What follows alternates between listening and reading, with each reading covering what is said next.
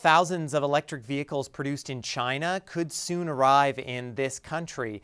It's all part of the agreement signed between China and Canada last week that would see tariffs lowered on Chinese EVs. So what does that mean for the EV market in Saskatchewan? Well, for more on this, we have reached Erin Nordine.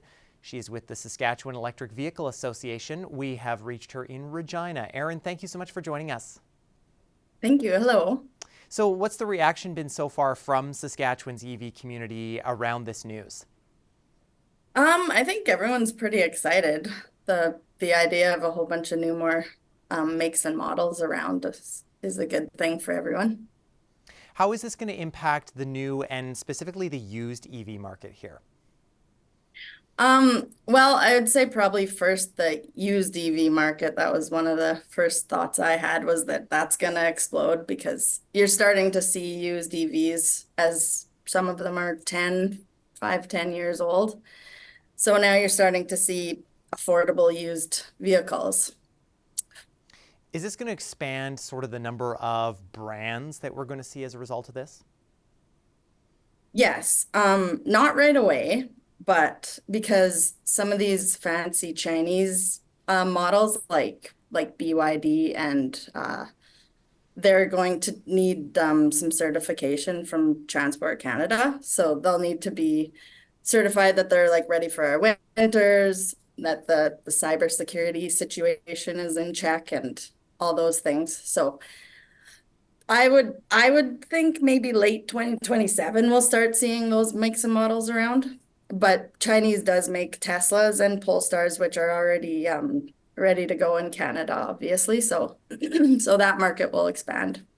What is this going to mean competition-wise? Is that sort of a good thing that there are more brands available for people to choose from when they eventually arrive? Yeah, absolutely. I think anyone that makes cars in China is gonna, it'll be good for them.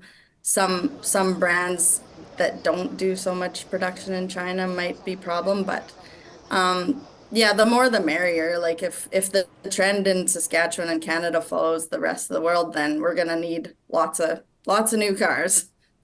How is this going to impact, how long people have to wait for certain EV models, do you think?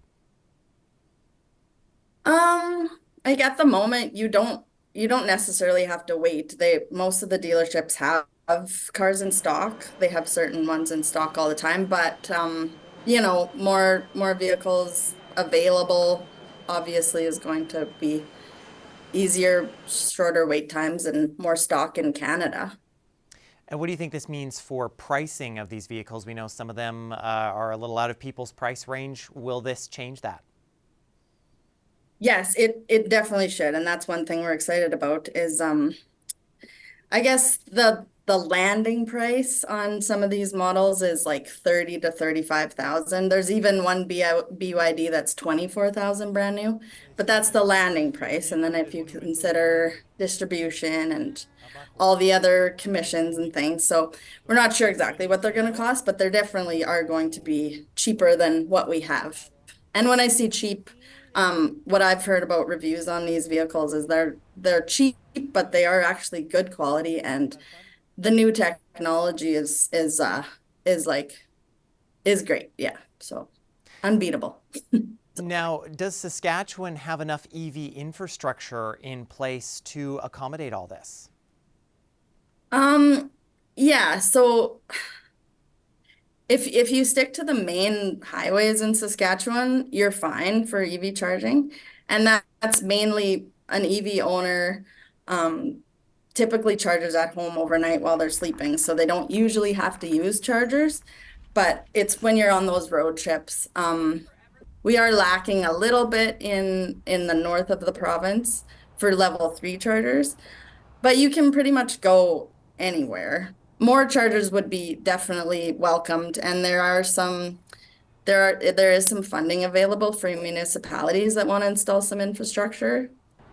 What is it? MEVI, the Municipal EV Initiative, there's funding. So I see more, the chicken before the egg, which came first. Like I see more charging coming. Okay, Erin, thank you so much for your thoughts on this. Okay, thank you.